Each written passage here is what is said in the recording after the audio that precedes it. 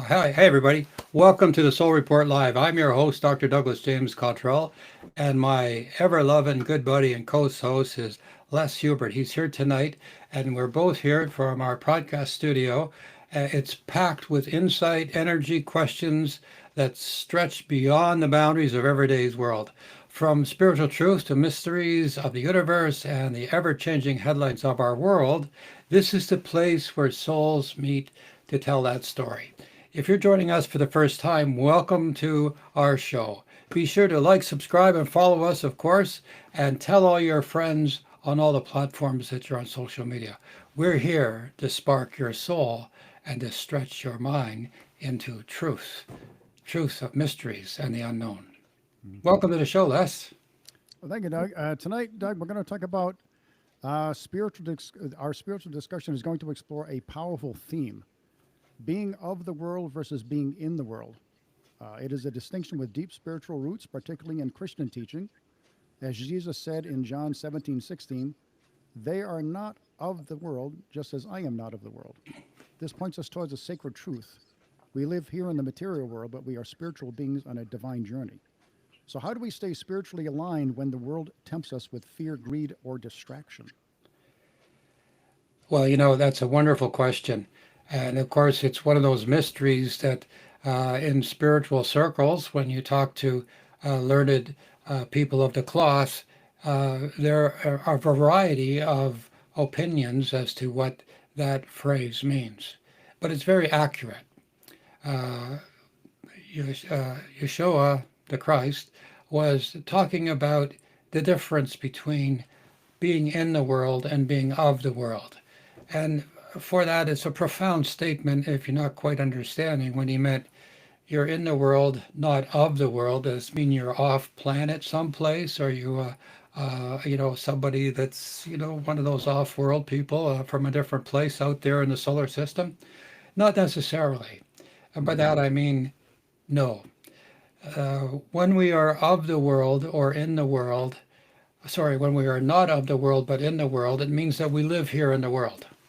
We are subject to all the temptations in this world of duality. That's why we have a whole lot of bad people coexisting with us. And they're in the world so much that they are part of the world and they're basically spiritually blind. They're impoverished. They don't know any better. They're in the animal consciousness, you know, creator, destroyer. The strongest survive. Uh, I'm successful because I can get more money than you can. And you've made mistakes in business. Well, you're the fool. I'm not. Or on and on it goes. We talk about power, lust, greed, all the seven deadly virtues. That's being in the world. And you're controlled by the world. Think about that. You are being controlled by the environment you live in. Until some point in your evolution or your spiritual awareness, you wake up and you say, this isn't fun. I've often heard society referred to as, through generations, as a rat race. Oh my God, what kind of description is that? But everybody who's heard that term before, they're nodding their head and going, yeah, it's bad out there. You know, don't trust anybody. Stay away from strangers. Buyer beware. And on it goes. So when you're in the world, you're stuck. And the world is an illusion. And by that, as all the spiritual masters have said, including myself, that the illusion of the world is that's the way you think the world is. You're stuck. With all the political duality, this side's right, that side's wrong, they're doing this to us, they're doing that to us. That's in the world. And that's an illusion. When one person stands up and says, the whole political party on the other side believes this because I heard a report somewhere nebulously on a text somewhere on social media, that's crazy. But in that person's mind, saying those words It's like casting a whole shadow over the world. It's impossible, it's insane, and it's an illusion. Okay, so where am I going with this? Well, there's a lot of good people in the world. And just when you need help, somebody usually shows up because you sort of are begging, reaching out, hoping, praying, and somebody comes along and they help you. That's human nature. We're going to talk a little more about the starvation going on in the world and all the people that are attempting to help now, because only when good people speak up do bad people go away and good things happen. But if the good people don't speak up, then the bad people just keep doing bad things. Okay, we'll talk a little bit more about that, but it goes along with what I'm saying now. So when you're in the world, you're stuck. You're of the world. You're going to go to work for 40 years. You're going to retire. You're going to have the rocking chair on the veranda or the nursing home, or you're going to have something in a hospital where your mind's gone and you die. Is that the purpose of life? No. But if you think that's how the world works, then it is. Now, to be in the world is to be, in my term here, stuck in the world. Your environment, your lifestyle, your choosing your certain values in life, that's the way it is. It's not the same for the people across the street, of course, or around the corner, or on the other side of the city, the other side of the country, the other side of the world. And that's what means that this is an illusion, because it should be the same for everybody, but it's not. And so to be in the world is to be in the environment. To be not of the world or not of this world, as the Christ said in John 17:14, they are not of this world, as I am not of this world. Right. Who are they? And who's he to say he's not of this world, other than he's a Messiah, and we have to take that his words are truths and things we should follow and believe in and experiment and find out about. Okay, this point towards us to a sacred truth.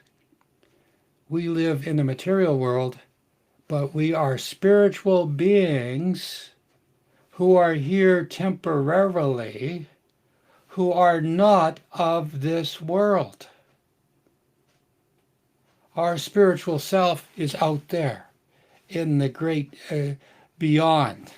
You know, before we're born, we can call that place the pre-existence.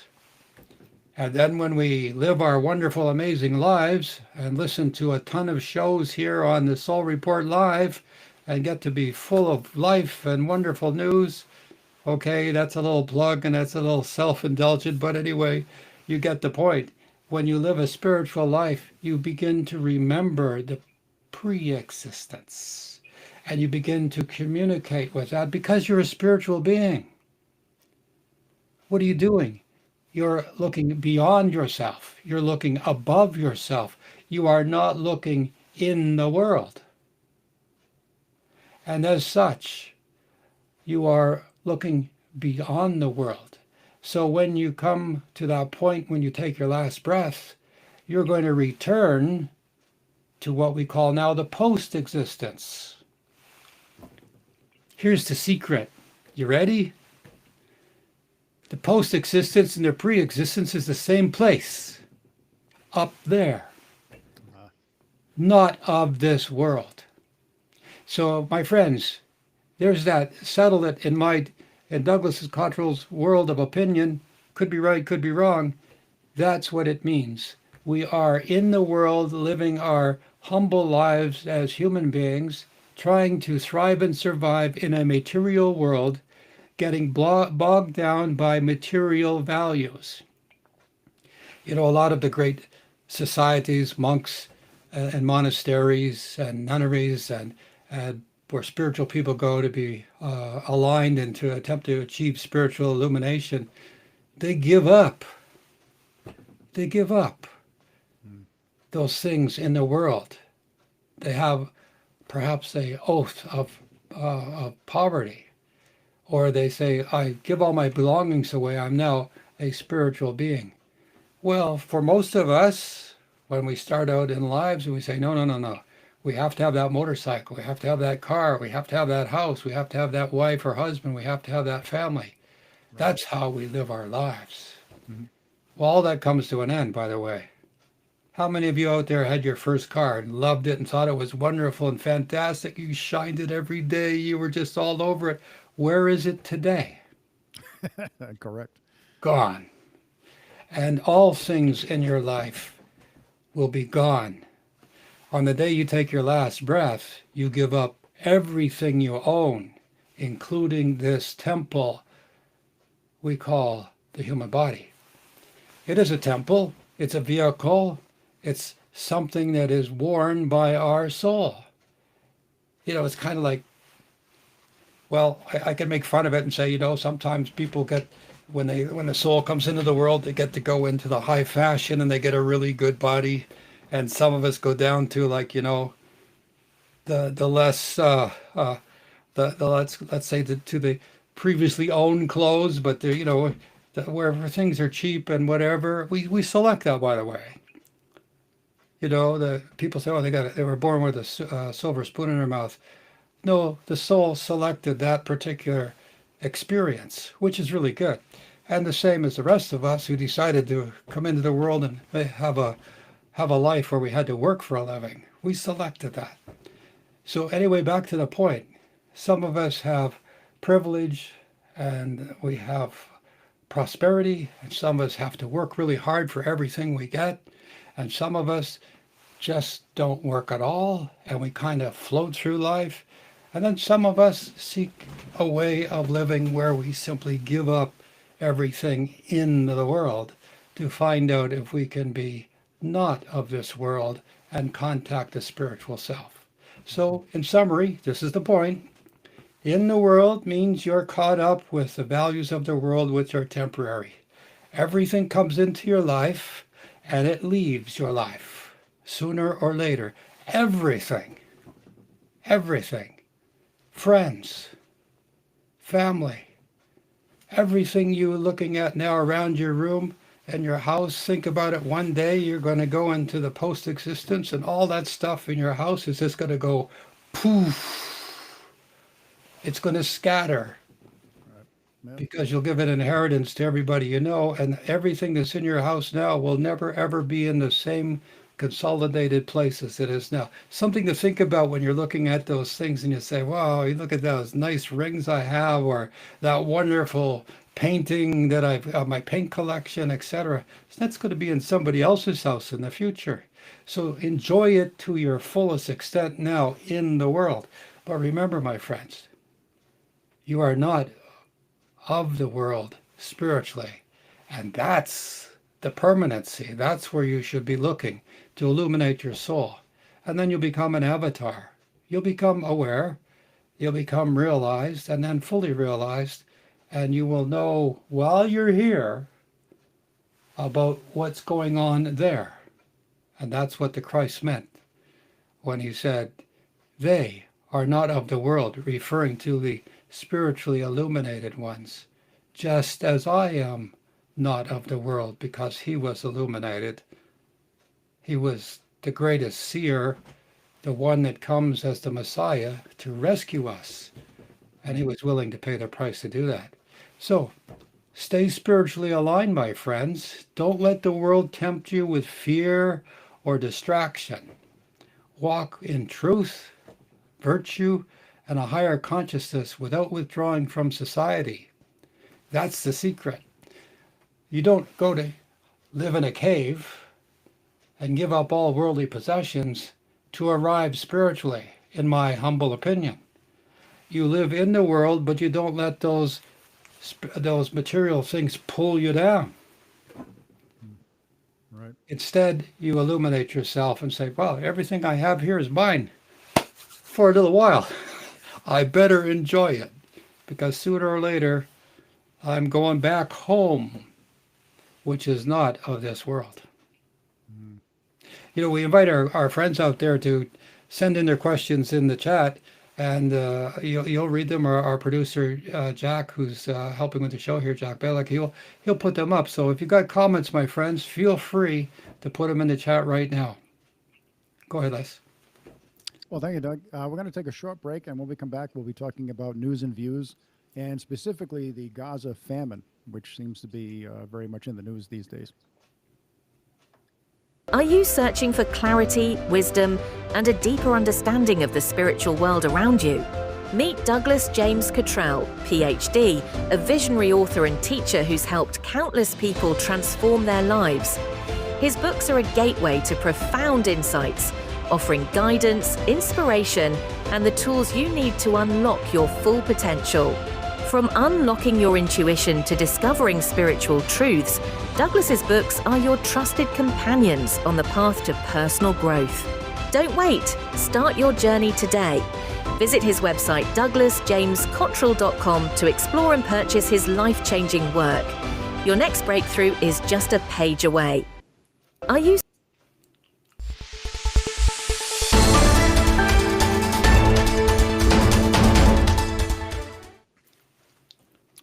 Okay, and now on with news and views. Karma in action, the Gaza famine. Our next segment turns to the global stage where a terrible humanitarian tragedy is unfolding. In Gaza, widespread famine is affecting thousands, especially children. But tonight we're exploring this from a soul level perspective, karma in action. Karma is the law of cause and effect. And while we often think of karma as individual, collective, karma plays out on the world stage as well. What's happening in Gaza is not just about politics or borders, it's about humanity, compassion, and the spiritual consequences of neglect and aggression. What is your take on this, Doug? Well, good people do good things, and but it has to get so bad. A situation has to get so bad, Les, that people they get past somebody ought to do something about that. Well, you're somebody, I'm somebody, we ought to do something about it. This whole situation of ancient hatred that's going on in the Middle East, this is now at a point of no return. It's often been said that the Middle East is a tinderbox, and the hatreds are ancient.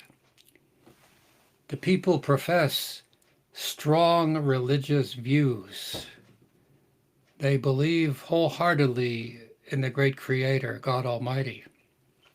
Okay, I can tell you without knowing all the world's great religions' doctrines or studying them or having practiced in them myself, although I've dabbled here and there, not one of the world's great religions says it's okay to go and kill people, to starve children, to hurt and kill the innocent. Not one.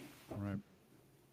So the situation is, why are these people professing strong spiritual religious beliefs? Some of them are even saying, God wants me to start a holy war. God wants me to kill people. That's not true. That's not true at all. So as we look at this situation, these hatreds are the people in the world. You throw a brick at somebody, what are they going to do? Throw it back. And this time you'll pick up 2 bricks and throw that at 2 bricks at them. And they'll pick up 3 bricks and they'll throw it at you. And it goes on and on until there's so many bricks to throw back that nobody can lift them up anymore. They're exhausted and they stop. Okay, here we are today. And the ancient hatreds that are going on here are what's called karma, law of cause and effect. Karma is not a philosophy. It's spiritually what happens. It's out there. It's the way God Almighty has taught us how to improve ourselves. You hit somebody in the nose, you think it's funny.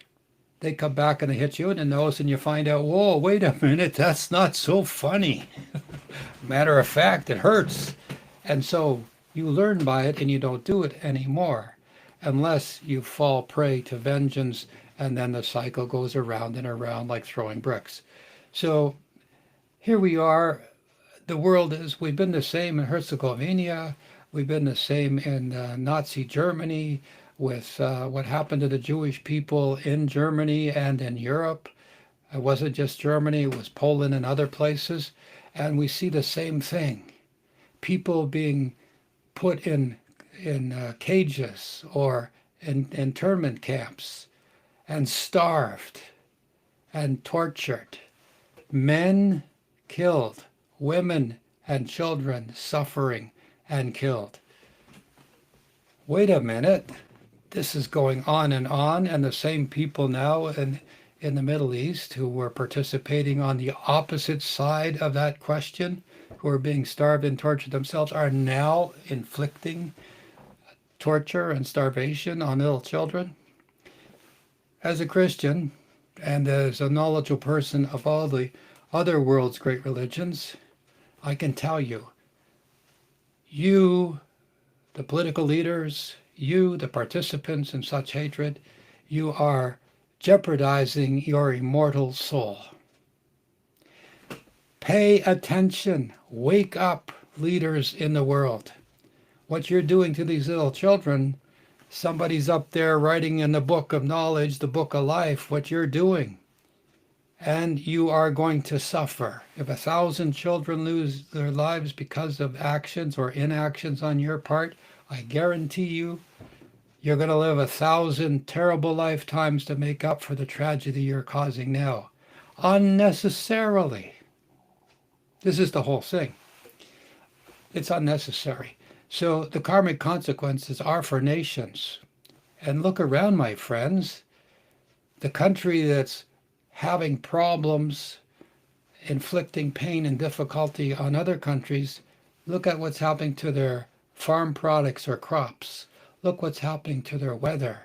Look what's happening to their populations. Look what's happening to the tragedies and the imbalance that's going on in their politics. Those leaders will no longer be there in a short time. Then what? Well, let's hope that the country shifts its politics and gets back on track, because everybody's off track now. You know, this whole idea about the people in Gaza starving by genocide that's taking place there started by some really monstrous people back in October the 7th. Right. And people that know, and I've been broadcasting that, I had a terrible nightmare. I woke up when I saw little children and people with heavy guns going after them, rounding them up. I thought that was in another war in Europe, but it turned out to be in the Middle East. That was terrible. It turned out to be in Israel, I mean to say.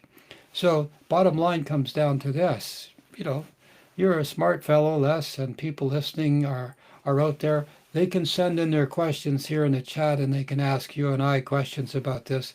But the message tonight is nobody gets away with anything. Nations will suffer. Right. What if,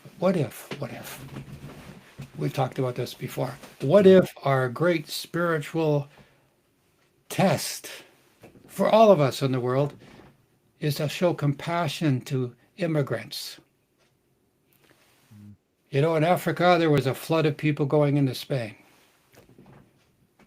Also, they went into other places in Europe, especially into Germany, who had by Congress or by their laws that no one would be stopped from coming home to Germany. Well, the numbers were so great that they backed off on that, and they took another step in that building fences up thing. So that year, time's gone by.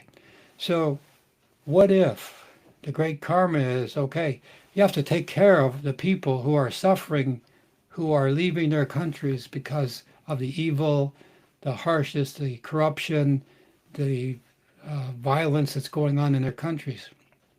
Heck, they're coming to your country to become new consumers, and they have a whole ready-made workforce that is dedicated. That's how it should be looked upon. But instead, the fences go up, the barbed wire goes up, the police dogs go up, the soldiers with arms, with weapons loaded with live ammunition go up, and these poor people are just looking for a better life. How hopeless can that be? All right, so we're headed towards a hopeless situation in the world. There will be a nuclear explosion somewhere in the world, and that's going to be our ultimate wake-up. I'm not hoping for it. I'm speaking as a prophet to prevent it. The consequences for the nations and their leaders is huge. You can see what's going on in different countries, how the leaders themselves are now being attacked by their followers. They're being challenged in court. They're now facing, I guess you could say, they have to defend themselves to even stay in their elected positions. And that's only been a matter of months. Right. You can see it in France and Germany. You can see it in other countries. You can see it in Africa. You can see it in places where there is this internal conflict. It's like a big broom is coming down and sweeping these leaders out who have been in the world a little too much. Mm. And so, for us, this is a difficult subject to talk about because it's provoking heavy emotions. And I want everybody to understand that we're okay. Right. This is not our spiritual lesson to be in those situations less, but it's our privilege to be compassionate and to do whatever we can. Mm. So, what No. should we do? Well, let's have your questions, my friends. Put them in here on the chat and we'll see what you think about it. If you were in control, Les, if you had all the power in the world, what would you do? You had all the power in the world, what would you do? Well, let's find out what our listeners and our viewers have to say because it's a really great question to ask our audience. Okay, so as we move forward tonight, the karmic consequences for the nations and their leaders is that you're okay now, but watch out for the weather patterns that are constantly changing. Crops can't grow. Tsunamis are on the increase. Right. Volcanic activity is increasing less. Mm. You know things like that. You've studied the teachings of Casey and stuff. True. It's sad that they don't remember their history because I'm a bit of a history, but I mean, some people could argue with this, but it was my impression that World War One created World War II because they were so tough on the Germans that it gave rise to Hitler, and we learned a very powerful lesson because after World War II, when the Russians took in, we had the Russians versus us in Germany. It was the Berlin airlift, and we came in to basically the Russians were starving the Germans to death, and we said, no, this is ridiculous. Because we didn't want to fight them again. We did the same thing with Japan. We went into Japan. We rebuilt Japan because we didn't want to fight them again. We knew we had some understanding of karma, I guess, but they don't seem to have that today. And it's the pendulum swings back and forth and back and forth. I mean, when will they wake up? Well, I think you've hit on the point there, Les, very profoundly. The wisdom of the political leaders in America. They expressed the generosity of what America stood for, and they acted upon it. Hmm. America was built by what? Immigrants. Yeah. And now we have political leaders who are immigrants themselves or naturalized citizens, or they're the children of immigrants who are now in positions of authority. Some are actually working against immigrants and some are helping. But don't they remember how their mommy and daddy came into the world, into the great US of A and made a living for them? Everybody should have the chance, but America in particular was founded on the understanding that everybody's equal, we the people, and that it's such an amazing experiment. It's not anywhere else in the world. The British Empire had a democracy that's different than what's going on in America, but at the same time, America had this powerful economic engine, and there is food galore. California produces tons and tons and tons of food, so Oh, yeah. much so that it can feed most of America. Yeah, very And true. so, this generosity of America, God bless America, and what it stood before, as you wisely mentioned about Japan and what happened in Germany. Remember, they used to have those airplane flights feeding the German people after the war. Oh, yeah. Yeah. It's not the politics, it's not the soldiers. It's a few people who have led the country astray. And so it's not the people who are left. And look what happened. Germany became a very mighty manufacturing country, still is. And look what happened to Japan. They became our best friends. But think what happened to those poor Yeah. people who are Japanese descent in America. Mm.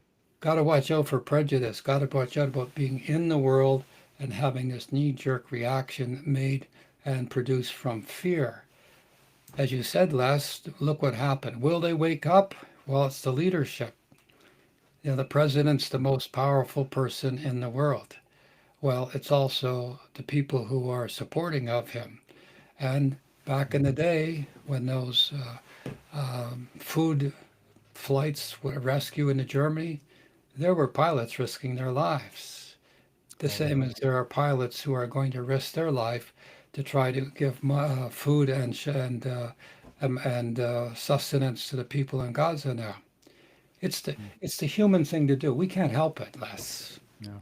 You know, we just the rest of us we can't help it, but we sit there and we watch what's going on because we're good soldiers. We just obey. We think they're going to do something right, but politics moves excruciatingly slowly. Yeah. I don't know if it's going to change. I have, friends of mine that work for the government, and they will tell you it's either black or white. It's either all or nothing. And they'll tell you that the government doesn't do anything really well. If it gets involved in something, it's like, here it comes, the landslide, or there's nothing done. And I have a friend of mine, she used to go for grant money for the state. And she said, the trouble is there's so much waste because if you don't spend all the money, the next time around, they don't give you a dime. So they end up blowing the money on all these inefficient ways. And I thought, that's crazy. She goes, that's the way the government works, Les. That's just the way it is. So when they get involved in immigration, wow. I mean, the tide is, there's massive tidal wave is coming through and they're just bowling everybody over. I don't see any change in it in the near future. I mean, do you see something happening? Well, always, Les, the law of karma is not blind. They have that saying that justice is blind. Well, okay, we kind of are told that, but anybody who's been through the court system may not agree with justice is blind. They might think that justice is a little imbalanced sometimes by who you are and what you have, etc. But karma is not blind. God is not deaf, dumb, blind, or stupid. And people believe that. They think go to their place of worship and they pray, and then the next day they're sneaking somebody's sandwich, or they're taking somebody's spot in the parking lot, or they're doing something little or a lot, and they think they get away with it. They just don't know. That little voice inside you. I remember back in the day with Walt Disney, had a wonderful show, and we used to sit down and could hardly wait on the weekend to see Walt Disney. There was a little being there called Jiminy Cricket, and Jiminy Cricket was your conscience, and conscience always won out. So Yeah, little voice within. I think about it now. I mean, hey, Walt, what a wonderful idea, Jimmy Cricket. It was your little conscience, and so there is that little conscience. I saw a video just yesterday where there was a video of children wrapped in a Jewish flag, jumping up and down on food that had been a food delivery truck had been ransacked, and the food was not allowed to go through. And there were young children, one in particular wrapped in a Jewish flag, was going over, and he was jumping up and down on what looked to be like a sack of flour, like a paper one, and it was splitting open, so the food was being wasted. And he had a big smile on his face.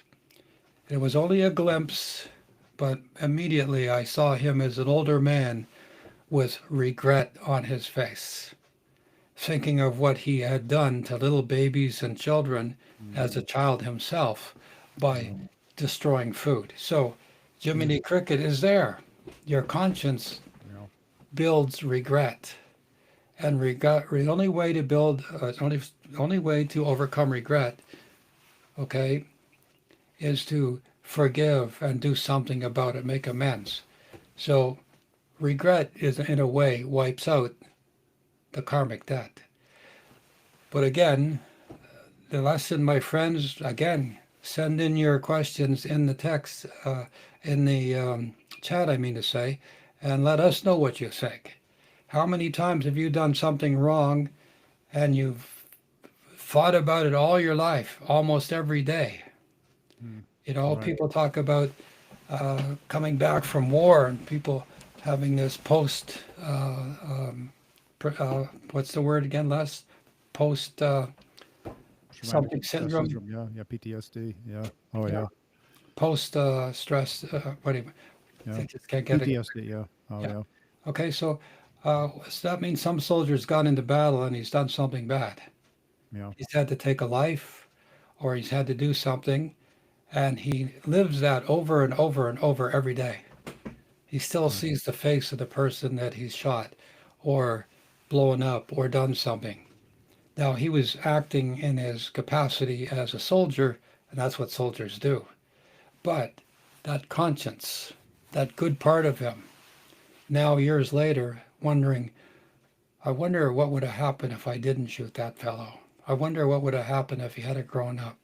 So, regret, in that crude example as I've just given, is something that stays with you. It's better never, ever, ever to have a situation where you will regret it in the future or even the next day. And if you could live a life without regrets, you have lived a charmed life. Hmm. So, again, my friends, when you're out there, the karmic consequences of nations, of leaders, of groups, of community gatherings, even of this show, we're evoking karma as we talk. Good thoughts, good words, good deeds means spiritual illumination. But that also works on the good side, Les. Have you ever seen somebody you say, I don't know, he's the luckiest guy, she's the most fortunate woman. They just seem to have everything going their way. Hmm. Yeah, because last lifetime they were working their tail off helping people. Right. They were doing everything they could. And so they come back in this lifetime and they kind of get a reward and they coast and they have a wonderful lifetime. The danger is that they don't fall into the trap of, hey, I'm entitled. They keep on being, they keep on keeping on being generous and loving and kind. They continue to accelerate up that spiritual ladder. So this cause and effect, what if it's this, Les? What if it's us? We're supposed to say something. We're supposed to do something. We're supposed to reach down and pull that poor person up. We're supposed to defy the authorities and put food in the hands of those who need it. You'll see Right. that happening. It's already happening in France, where the president of France, I forgot his name, is about to recognize Gaza as a nation. He's part of one of the first G7 countries to do so. The German chancellor is the same, going to do the same. He's going to side with France, and they're putting pressure on the UK that the prime minister will go along with them and introduce a bill to recognize Palestine for the first time. Wow. So maybe this is the good karma that's coming along to help those people. Remember, it's a process. I once, one of my interpreters in Spain one day when I was conducting a class, we were talking in depth about karma. And at the end of the class, she came over and she said, if that's what karma is, I don't want any. I don't want any. I'm not going to allow it. Good luck. That's like saying, if breathing means that, I might, well, anyway, you have to breathe. And karma is a God ordained process of creation. It's the only way we learn. Again, I saw this in little boys. That's why I bring it up so much. That one little boy went over and punched another in the nose every day for about a week because they had seen Bugs Bunny or something on TV and they thought it was funny. You hit somebody, they cry, you run away, it's funny. And then one day, the little boy who was getting hit, his family came over and I think it was his big sister taught him how to punch back. So the first little boy came back at his daily dose of laughs at the little boy's expense, stood there, he was about to hit him, and the little guy, bam, right in the nose. Wow. And the fellow who was doing the hitting first was shocked. His nose started to bleed. He just stood there. He couldn't believe his eyes. And then, of course, it was like, wah! And he went running home. That's called instant karma, although it took a week. Now, the good side would have been they should have made friends after that,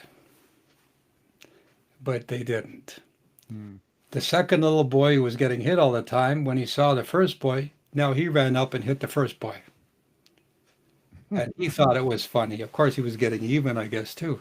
And therein, you could see the treadmill of karma going around and around. These two little guys, they had something to work out. The first little boy who was doing the punching, when he got whacked, he learned right on the spot, hey, this hurts, don't do it anymore. The second little boy, after he accomplished that, had he not continued to seek revenge, he would have had a new buddy. The two of them would have been pals. Hmm. Instead, it just goes in circles. So anyway, remember, there's good karma, but the mysteries of karma aren't really so mysterious. It's you do something, that's a cause, and whatever you do is an effect. You know, what's Newton's law about that? Newton's law, something that goes in motion stays in motion. Right. Oh, yeah. Yeah. That can It's the apply to same. life. Yeah.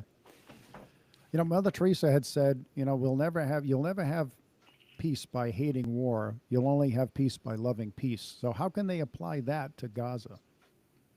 Well, the same as the two little boys. What happened on October the 7th was absolutely terrible.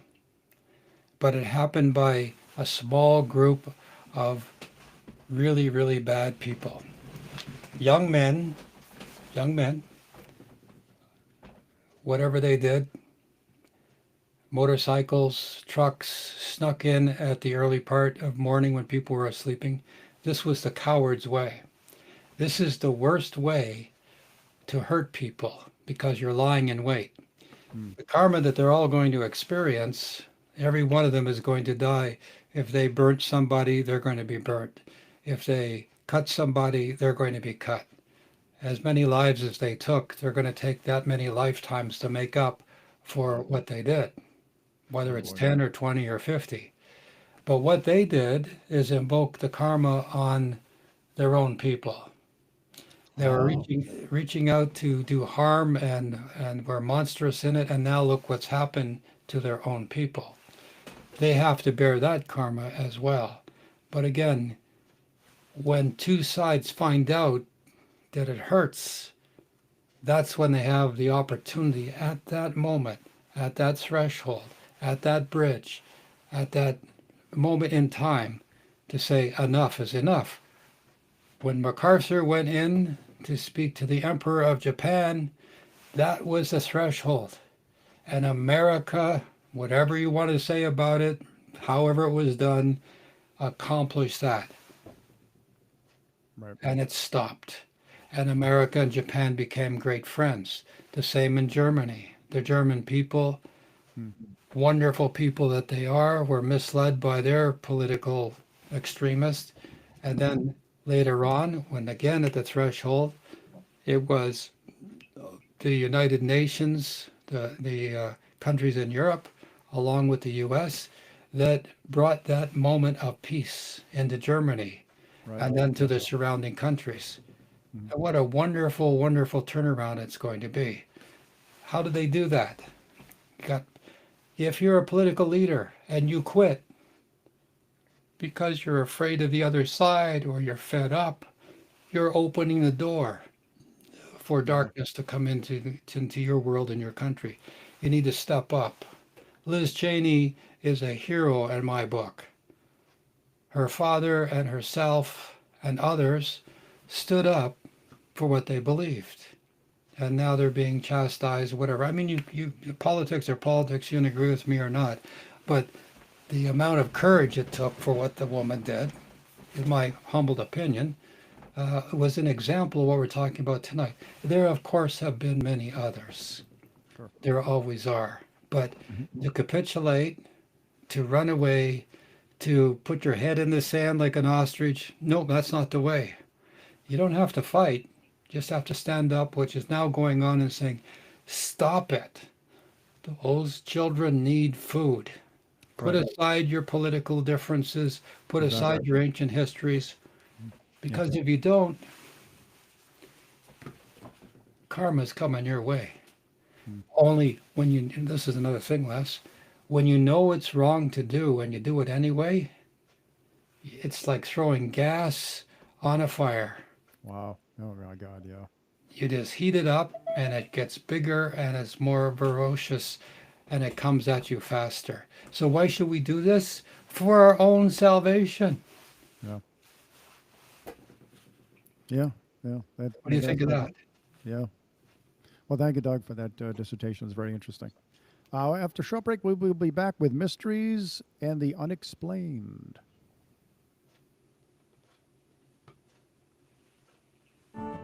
Are you searching for clarity, guidance, and peace of mind? For nearly 50 years, Douglas James Cottrell has used his intuitive abilities to help people from all walks of life overcome challenges and make informed choices. During his clairvoyant consultations, Douglas helps you uncover the root causes of life's challenges, whether in relationships, health, or finances.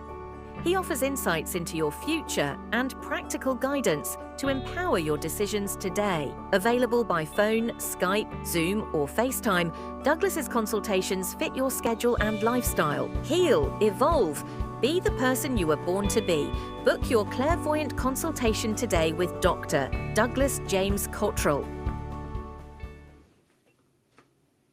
And we are back.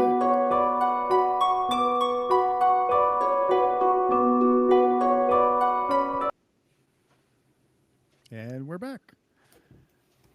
On to mysteries and unexplained. What will they find on Mars? Now it's time to look up. Way up. NASA and other space agencies are gearing up to bring back samples from the red planet. But beyond the dust and data, we ask the deeper question. What spiritual or metaphysical secrets lie beneath the Martian surface? Some spiritual traditions and channeled sources suggest Mars once hosted life, possibly advanced civilizations before it was devastated. The Akashic Records, in fact, reveal traces of ancient cosmic activity across our solar system. So what might scientists and spiritual seekers discover? Microbial fossil, an ancient artifact, a signal? What do you think, Doug? Well, I haven't been there in a while. So, if we look up, the cosmos continues to call us. We're listening more intently now, more than ever. In collaboration with all the spacefaring nations, one of the most ambitious missions in human history is the Mars Sample Return Program. I didn't know that, but this initiative research will actually bring Martian soil, rock samples, etc., back. And then you might say it's worlds in collision. Mars has collided with Earth because we now have rock samples on it. That was a famous book by Velikovsky, I believe his name was called Worlds in Collision. So here we are. Scientists are eager to analyze these things, but the scientific world is focused on isotopes, amino acids, sedentary layers, and the spiritually curious must ask, what spiritual or metaphysical truths might lie beneath the sands of Mars? Well, we're going to find out, aren't we? The point is that some spiritual traditions channeled sources suggest Mars once hosted life. I agree with that. Possibly advanced civilizations before it was devastated. Many people talk about Mars as I think Velikovsky said in his books, that Mars used to have an atmosphere. Mars seems to have riverbeds like the Grand Canyon does and things like that. So what happened? Well, maybe we're going to find out. Wouldn't it be wonderful if we found out that they had those tombs that are carved into boulders. That's what I'm looking at in my mind now. Those tombs that are carved into big boulders or rocks like we have here in the world. And every so often, an earthquake happens, and a door that was secretly in place for 2,000 years falls out of the face of the rock, which it had been camouflaged to be in. What if that happens? So, what's going to happen when the Akashic records reveal traces of ancient cosmic activity across our solar system? I don't know. Do you think that those DNA people can start looking for records to see if we have any Martian blood? Oh, they're going to find stuff. I've said this in my book, The New Earth, and predicted it for a long time. Uh, will we discover, life out there? Will it mirror our consciousness down here? I don't think so.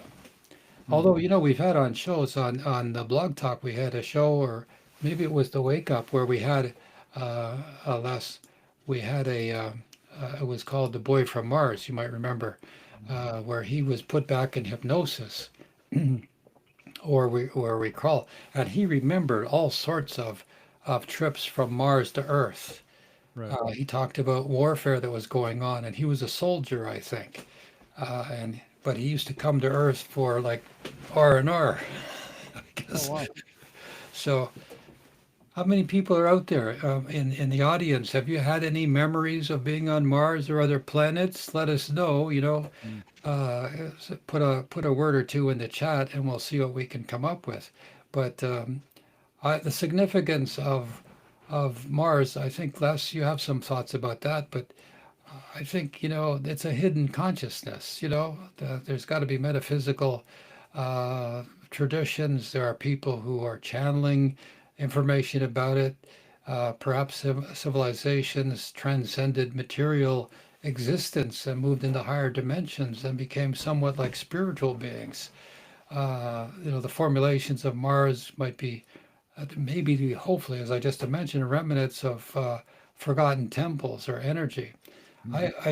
I'm fascinated when I see it. I see those, I look at this, and the traveler has the camera going across 360 degrees almost, and it goes back, and you see the tread marks in the soil. I'm fascinated by that. Mm. Yeah. It's interesting. They repeatedly, and you can look this up yourself on the, matter of fact, I don't know if they have a live feed, but you can look it up on past photos of Mars. There looks to be like some sort of crustacean, primitive crustacean life that keeps showing up in some of these photographs, and NASA won't say boo about it. But people have spotted it, and they've gotten close-ups of it, and it looks like some kind of large crab or a spider or something. And it's interesting how you mentioned that boy and how he remembers being at war on Mars, because it was the Dr. Brandenburg who had found, actually, it wasn't him who discovered it, it was the Russians who discovered that when they took soil samples from Mars, they found lots of what they call xenon 129 there. And they said the planet is covered with this stuff, which is highly radioactive. And the only way you find that here on the planet Earth is after a detonation of a nuclear bomb. They haven't found any natural causes for it at all. And so they're saying, what happened to Mars? So when you're saying this boy had experienced warfare, it must have been nuclear war of some type. Well, we have remnants of that in the world too. We have deserts where um, underneath the sand are huge sheets of glass, and the process of making glass is to melt sand. Mm. Right. So Yeah.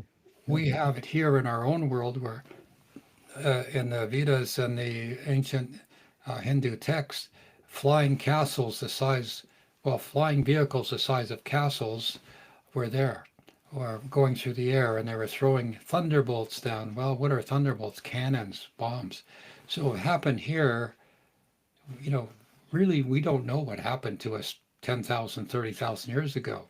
So what happened to the world? Well, some seers, like the great Edgar Cayce, said the world had been destroyed 4 times, Wow. and it's come Oh back. boy. We're on our way to number 5 now. If we can avoid it, great.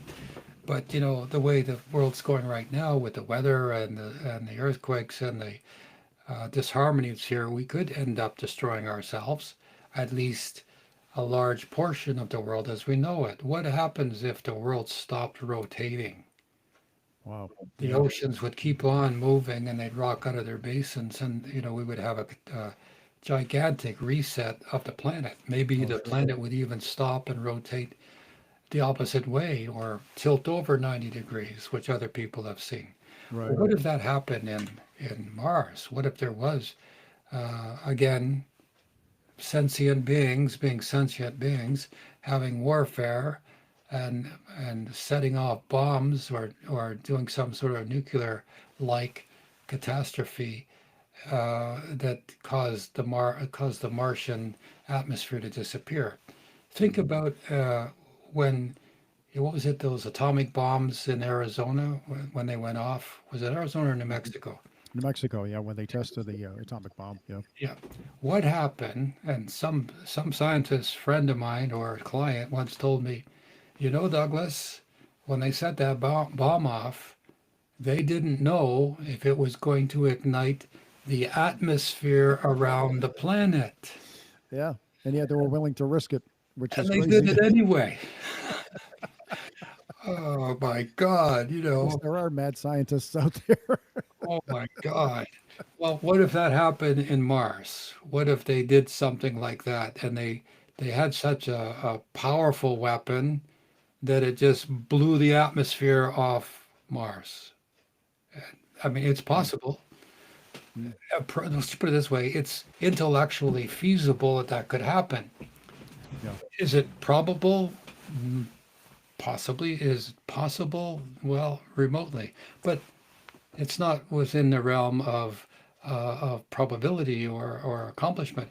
So I also think it's got something to do, as we talked on the last show, that there was worlds in collision actually, where there was a cosmic collision of some heavenly bodies that caused all these meteorites that show up and set the Earth wobbling. The Hopi Indians were talking about a period where during the so-called Ice Age, that the Earth was wobbling in its orbit. Mm, And had it been knocked out of the orbit, we would have been a frozen mass never to come back. But the people at that time, they went underground. And every so often, you'll find on these special channels that they have found where, like colonies of people lived underground. mm, And that's I look at the Vietnam War when Vietnam was being bombed. There was colonies all underground, yeah. extensive places. Yeah. So we would do the same if we were in a situation where we were about to be destroyed by being knocked out of our orbit. But think about it, like, could that have happened on Mars? Absolutely, it could. And of course, if we get there, we got a helicopter there now. We have one or two vehicles, I think, roaming around. How many others are there that we don't know about? Okay. Mm, And what if the new countries, sorry, the countries that are now interested, trying to stake their claim, will be sending out more mobile devices? I right. understand there's big interest in looking at the south pole of the moon because they think there's ice there, Mm, or that there's ice in other places. Where you find ice, the theory is you find life. mm, Well, getting to the point is, what does our audience think about it? Is there going to be something about a spirit resilience between what's going on in Mars and what's happening in our world? Well, let us know. We'll try to answer your questions. Anybody heard anything? Has anybody had a regression? That would be something to find out if they've had a regression and found themselves on another planet, maybe Mars or maybe elsewhere. I don't know. We'd like to hear about it. So again, use the chat. I don't have it in front of me, so Jack's taking care of that for us. But what do you think, Les? Have you ever had any encounters of the fourth or fifth kind, or any thoughts of going to Well, Mars? I've had dreams about Mars and Really? being, yeah, and having, there was an ancient war there, but it wasn't. I didn't understand it at the time, but I didn't know who was fighting who. All I know was there was a massive battle going on, and it showed modern weapon, what we would consider laser weapons and ships firing at each other. I thought, what is that? It actually woke me up. But so something happened there. But I'm wondering, when we get there, is that radiation going to be a problem? I mean, it's the soil is, and they said it's all over the entire planet, the Xenon 129. So as far as like growing anything in Martian soil, good luck. I mean, the trouble is if they do find sentient life there, I don't think will NASA tell us, or will we be able to handle that? I mean, can humanity handle something like that? It's like, oh my God, there's sentient life on Mars? Or are they going to freak out? Well, first words would be fake news. Yeah. And there'd be conspiracies how the whoever whatever vehicle went there, they took these microbes or whatever with them, and they went through some sort of mutation. But you're thinking about they're finding these things that look like giant crabs or spiders now. Yeah. Well, if they were exposed to such radiation or a blast or something, they could be mummified. Mm. Yeah, Yeah. they could be just like the glass in the desert we spoke of a little while ago. It could be mummified. Yeah, And as a matter of fact, yeah, that's a good point because they didn't see them moving. They looked like they were inert, like they had been long ago killed by something, and they were frozen in time. But they were definitely crustacean, of some crustacean life. well, we have a similar thing at the top of some of the tallest mountains in on Earth. You get up to altitude, and there are seashells in the rock, and there's indication of sea life as well as shells. Mm. How did they get from the sea to the top of something like Mount Everest or something, or the Rocky Mountains or whatever? Right. Well, it's in my theory is the planet was like this horizontally. There was an earthquake, and we heard about the plates that go over one another, Mm. and Right. expecting like this. Well, what if they instead of that they pushed together and they went like this? Ah.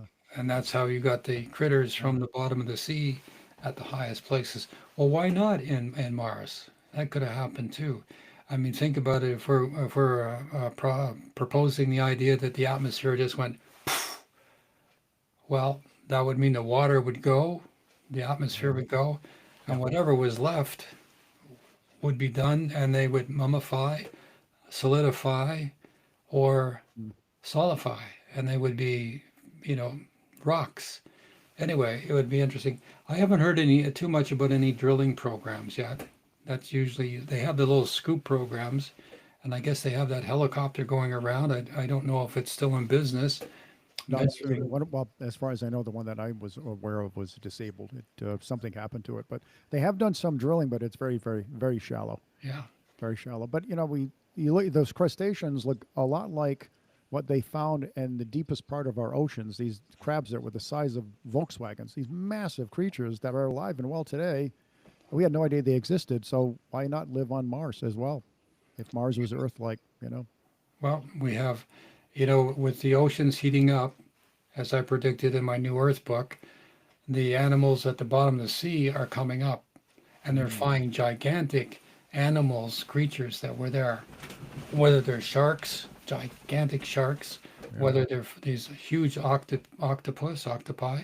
Mm. They're finding animals that they thought were extinct because the bottom of the oceans are heating up because these animals live in like really cold water, and now in order to avoid whatever's going on down there, they're coming up. Well, what if what if the same animals or creatures were on Mars that we're going to find, and there's going to be some sort of connection between the two? I mean, when people travel, you always sneak a few plants or flowers or animals or crickets or lizards in your purse or pocket, or the kids take home. What if there was this travel back and forth? Why not people bring animals between the two places? Heaven forbid. But we're out on a limb right now. I want to ask our friends in the upcoming segment of open mic, send in your questions. Let us know what you think. Mm. Very good. Well, very good, Doug. Thank you again for solving some mysteries for us and for delving into others that people usually don't have the courage to do. And now for our open mic and question and answer, which is our favorite part of the show. We're going to take our questions from the live chat, whether it's about spiritual resilience, karma, the Gaza, Mars mysteries, or something else from your own life. And the first question we have is from This Too Shall Pass. She has a question. My kitten died. The kitten's name was Dale. Died at 12 weeks old. I'm sorry to hear about that. They died today. Are you able to intuitively see the cause of death?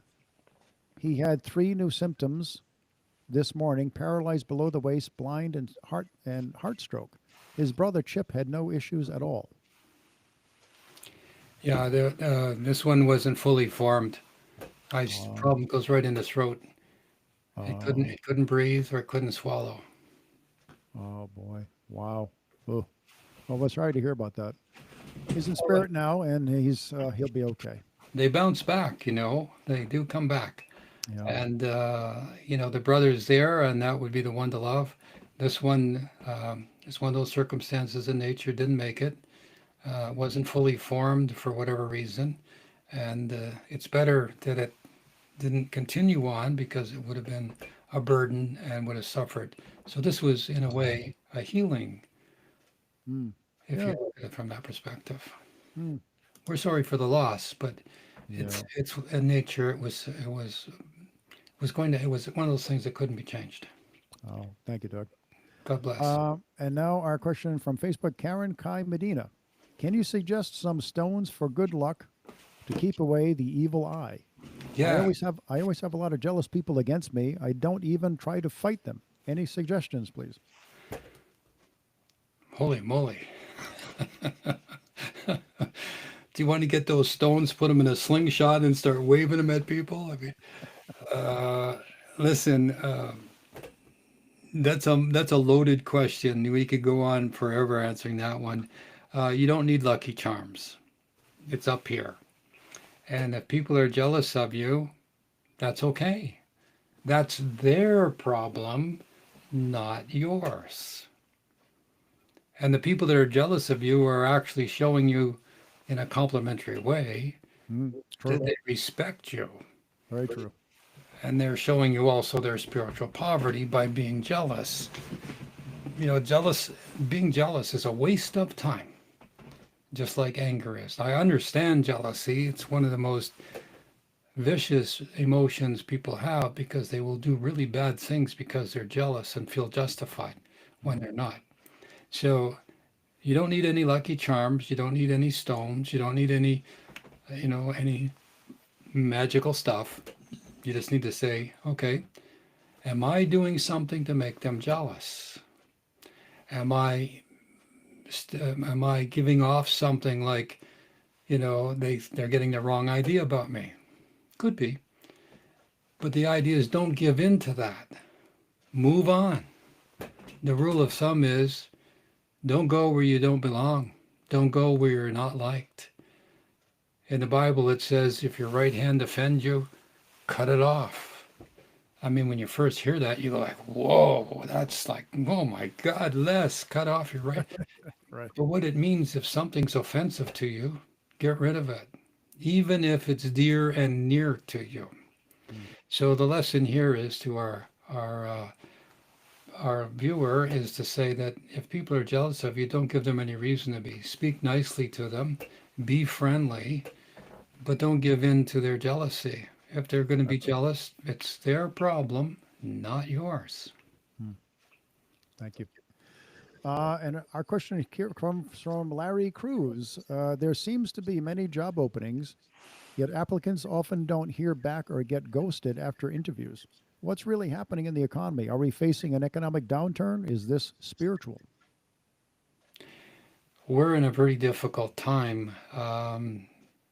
Again, that's kind of a question that could be answered several ways. But right now, people are so afraid of people they're hiring.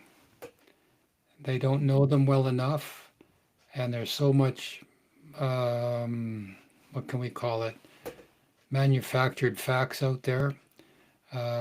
So it's kind of like, okay, when you're looking for one job, it's like looking for one rock on a beach. You have to keep turning over and moving the sand until you find that one rock. Mm. And so it's a matter of saying, well, it's not the companies that's a problem with them. It's your tenacity that needs to be upgraded. But also, it's kind of like you pray, God Almighty, please help me find a vocation or a job. And then somewhere it's right in front of you. But I can't comment on what companies are thinking or doing.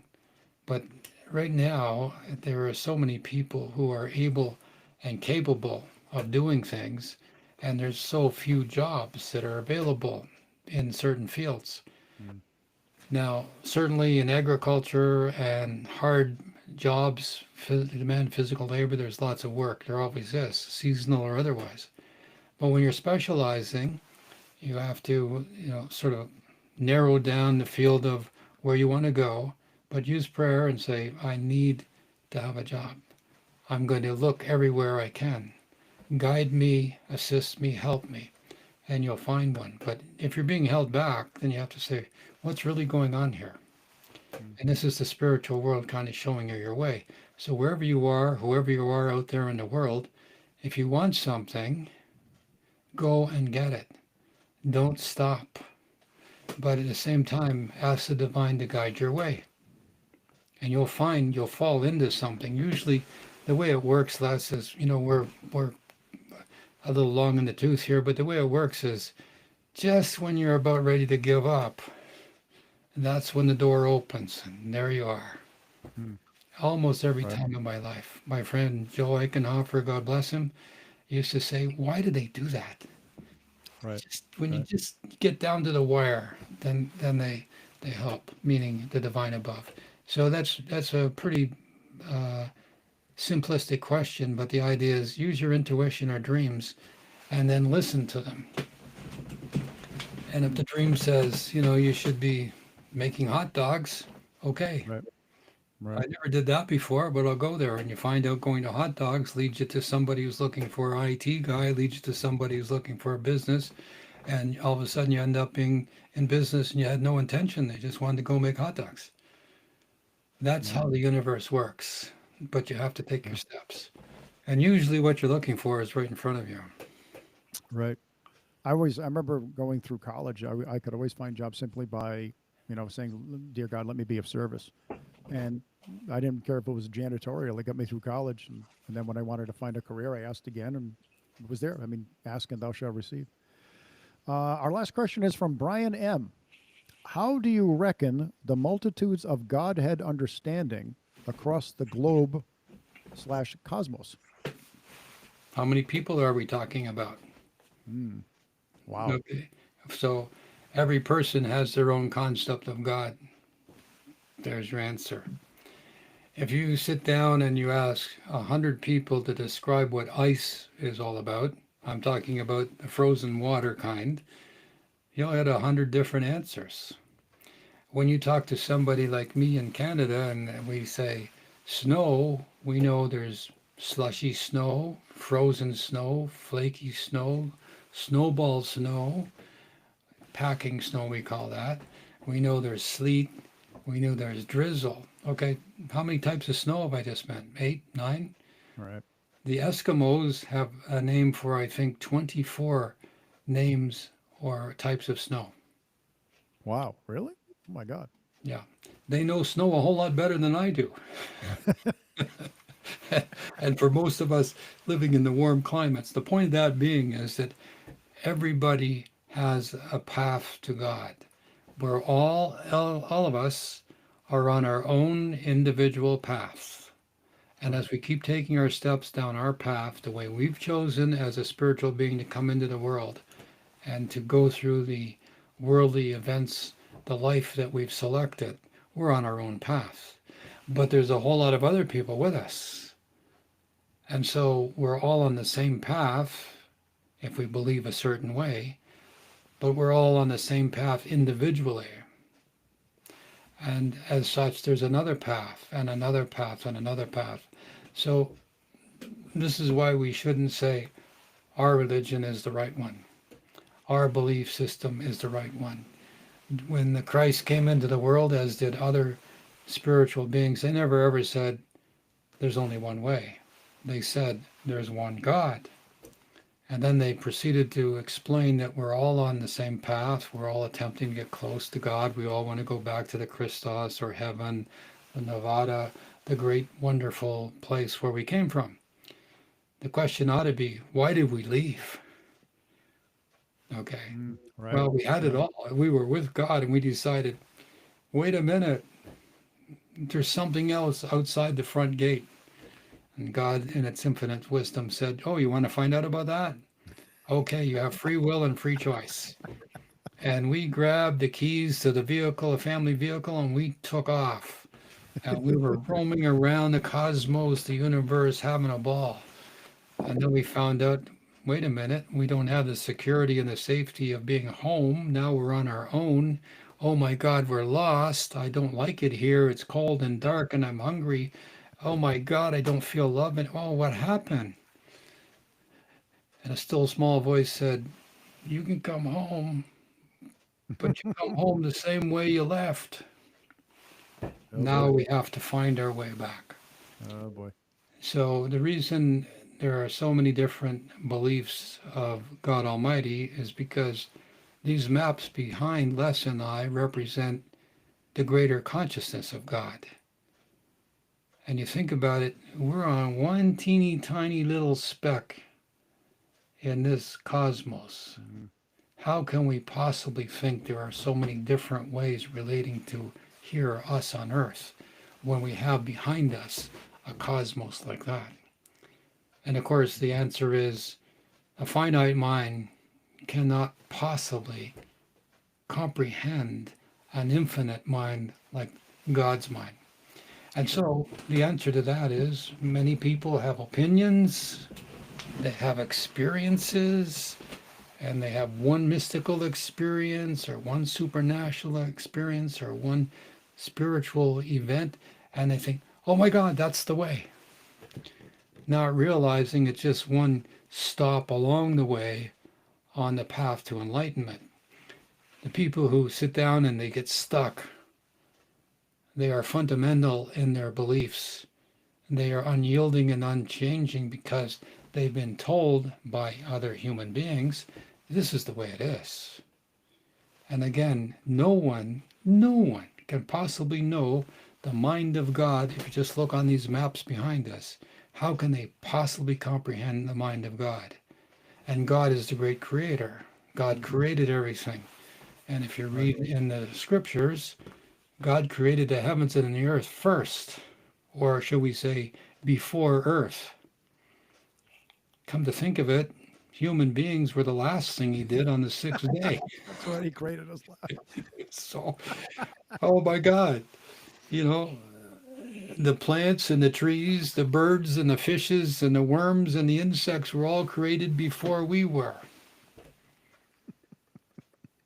Okay, so that's creation. So the idea is that how can there be so many different beliefs? Because there's so many different people. There are 144 patterns of human beings. And so that's why when you meet somebody, you know, when you meet them, you know all about them because you recognize their pattern. Oh, okay. You might not know everybody's 144, but you might know 6 or 8 or 10. And so you meet people and you know, gee, Yeah. you and I are a lot alike. Well, because you're the same pattern, not the same personality, the same body shape, the same sex, the same desires, or the same physique or whatever, the same mindset, but you are the same pattern. Oh, you like mechanical things, connection. Oh, you like orchestras and musical things, connection. And so as you start to look at this amazing concept that the soul has it all figured out. I mean, somebody once said to me, Douglas, how can there be, this idea of reincarnation? Does God make new souls, all the time? Or was there a limited amount that God made? Well, I don't know. Ask God. That's one of those questions. But the point being is that there was a system in this place where we are, this classroom. There's a system. It's well thought out. It doesn't change. it affects everybody the same. And so if you view the earth as like a classroom, and you have to, or even a university, and you have to go through the various steps or classes or get to the degrees to finally graduate, then it makes sense that our soul is on the path of looking to graduate. And what does that mean? Their certificate will say unconditional love achieved. And when you get to that point, you are an avatar. You are a godlike being in a physical body. Wow. But until that time, well, you're meat and potatoes. You just have to wing it, do the best you can. When you get down that slippery slope, okay, dig in and crawl your way back. But there's 144 patterns. There's 4 types of people. The guys that live in the basement, they're the animal type people. The people that climb up out of the pit and they can see, oh my gosh, there is a pit and I can get out of it. And so they get up on the edge of the pit, and then they see a big fence around this pit, and they climb up on the fence and they can see in the distance mountains and grass.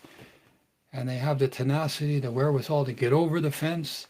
And now they're across the fields heading towards the mountain.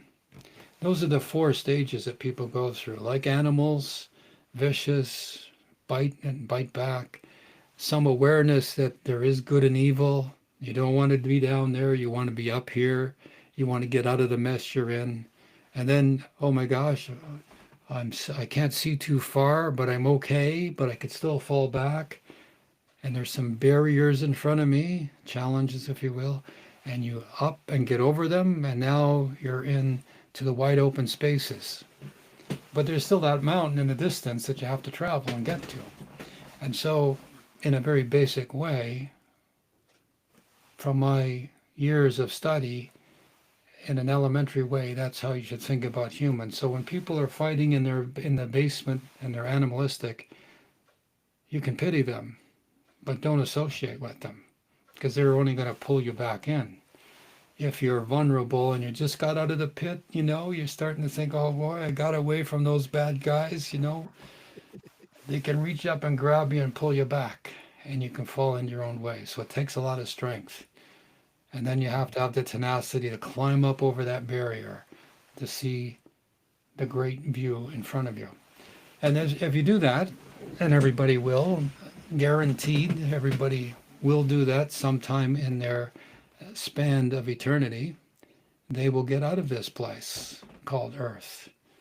And they will be able to transcend and go up that mountain and then move on to the next classroom, wherever that might be. And here's a tip.